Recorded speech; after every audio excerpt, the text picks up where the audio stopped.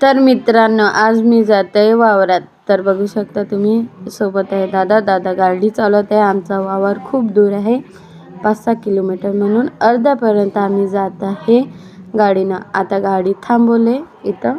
गाडी थांबवल्यानंतर आम्ही जात आहे पैदल.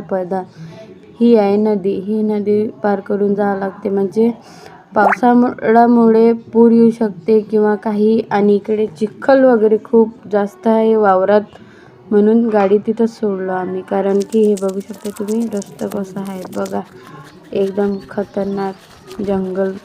असं वाटते की बस कोणत्या जंगलात आलो. तर हे रस्ते,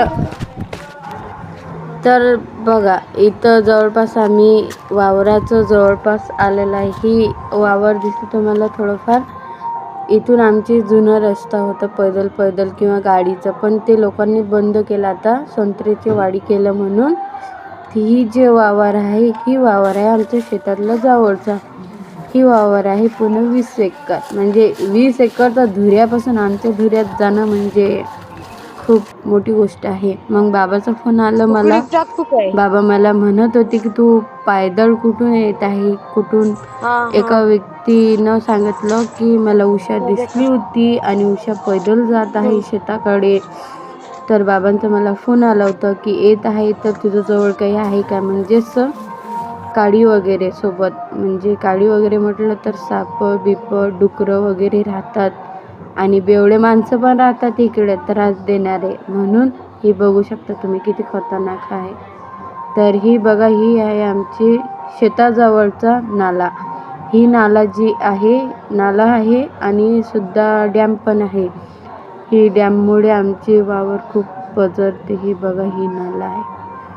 तर चला मग वळूया शेताकडे. अजून पोचलीच नाही शेतात. तर बघू शकते, ही आहे आमचं वावर. आणि हे बघा खेकडं, याला म्हटलं गणपती होऊ दे भाऊ तुले, मग पाहतो मी, असं म्हटलं. आणि तिथून निघाली मी बाबाकडे. तर त्यांना तसं म्हटलं खेकड्याला, नंतर भेटू गणपती नंतर. तर ही बघा आमची वावर. ही आहे आमची वावर. संत्रा प्लस आपलं काय म्हणतात सागवान, मल्टिपल शेती करायचं. ही आहे आमची वावर. ही म्हणजेच लागवडची वावर होतं उन्हाळ्यातला.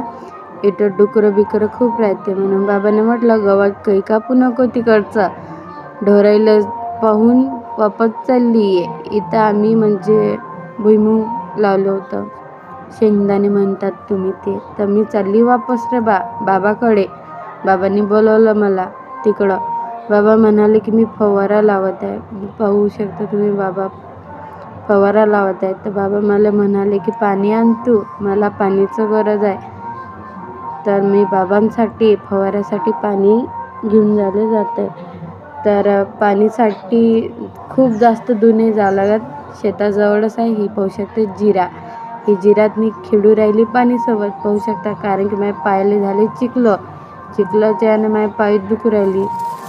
आणि हे बघा, मग नंतर मी गवत कापले, कुरकुरू गवत कापले, एकदम आरामशीनसारखी, एकदम अंधून कापत होती म्हणून हाती कापून बसली मी. बघू शकता तुम्ही, हातातून रक्त उरायला माझं. तर हे सोडा, हे तर होत राहते शेतात.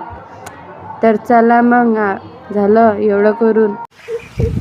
तर मित्रांनो, पाऊस आले त्याच्यामुळे घरी जाते वापस शेतावरून. बाकीचा व्हिडिओ नाही काढू शकले कारण खूप पाऊस चालू होता. तर मित्रांनो, ही गावाकडे रस्ता जाते, कच्चा रस्ता आहे, डांबरी रस्ता. चला मग भेटूया, बाय बाय.